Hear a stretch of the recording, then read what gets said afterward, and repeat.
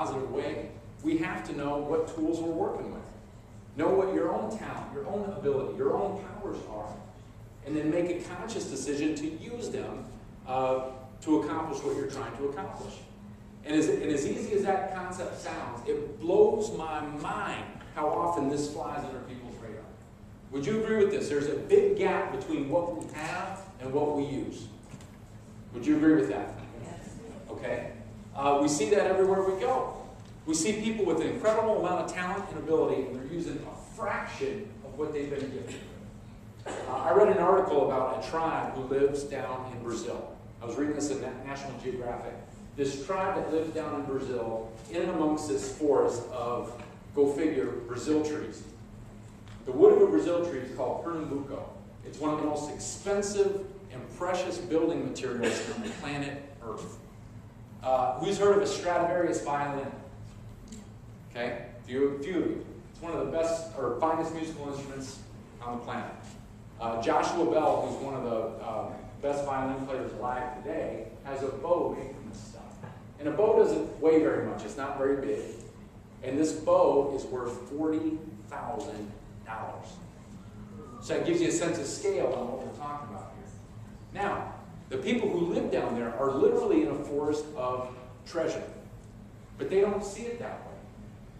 They use the wood. Don't get me wrong, they use it. They use it all the time.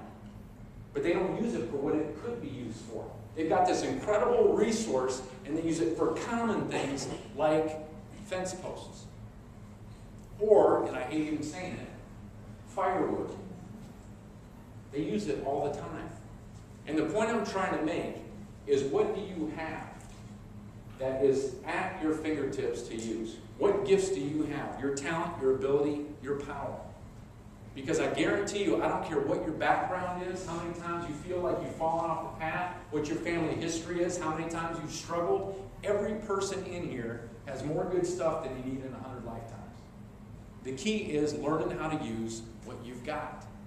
And then make a conscious decision on what you will do with it. My daughter, I've been married for 10 years. We've got 2 little girls, an 8-year-old, Gabby, who is a red belt in Taekwondo. We're trying to get her ready for dating in 20 years, so we thought we'd start early with that. And then we have a 4-year-old named Bella. When my oldest daughter, I guess it was when she was about 4 years old. She was no older than 4. She got a little puzzle book for Valentine's Day. And this little puzzle book had connected dots, and it had a maze. And the maze looked pretty tough. And she was talking to my wife in the kitchen, and she said, I don't think I can do this. And my wife said, well, give it a try. You don't know unless you give it a try. And so they went back and forth for a minute, and finally she took her pencil and sat at her desk, and she's working on this thing, and you could tell she was really intent. And all of a sudden she got the solution. She got it. And she jumped up and down. She says, I did it, I did it. And then she said something that blew us away. She said, I knew I could do it, but I ignored myself. She's 4, he said this. Our jaws just, and we wonder why our elders call our children the sacred ones, or the special ones. They teach us as much about this life as we ever teach them. And when that came out of her mouth, it really hit the nail on the head. We tend to often ignore ourselves. And if we're going to do the best that we can with what we've got, we can't afford that to happen. Take an inventory of who you are and what you can do. And I mean in every aspect. Not just the learning that you've gotten out of the classroom, the learning that you've gotten from your elders, the learning you've gotten through experience, through books, through observing other people and what works and what doesn't work for them. I had an elder tell me this years ago. He said, foolish people learn from their own mistakes. A wise person learns from the mistakes of others. You don't have to smash your finger with a hammer if you see somebody else do it first. Know that it hurt them, write it down, move on. Okay? Now, that being said, what's the way to get clarity on where we're headed? Because, like I said, a lot of times that fire that burns bright at the beginning, whether it's as a student, whether it's as a parent, whether it's as a staff member here, or any job, how do we keep it up, burning bright? Well, the first step, I think, or a critical step on this process, is know what your values are. One of the first steps to every traditional Native ceremony is purification.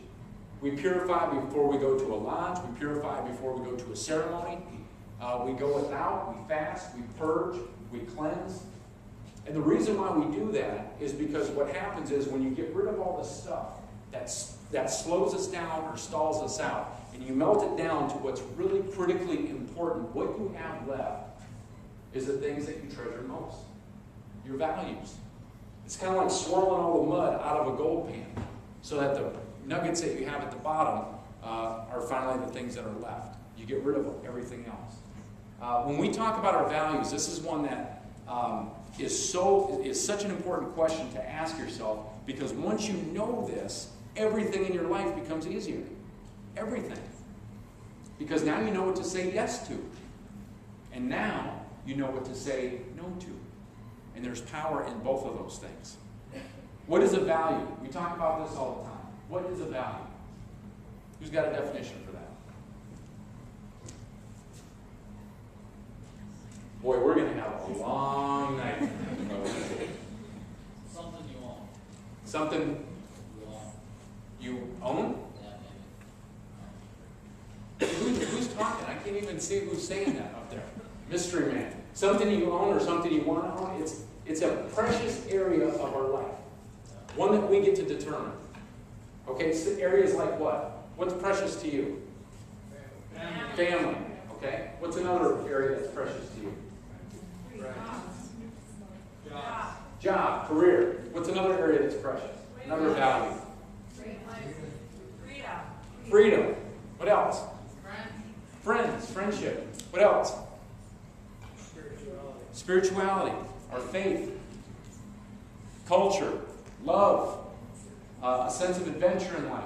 The areas that are important to us are our decision to make. It's life according to our rules. It's one of the most important decisions we make as human beings. And after doing this for 16 years, I can tell you literally I've heard thousands of definitions of what success is.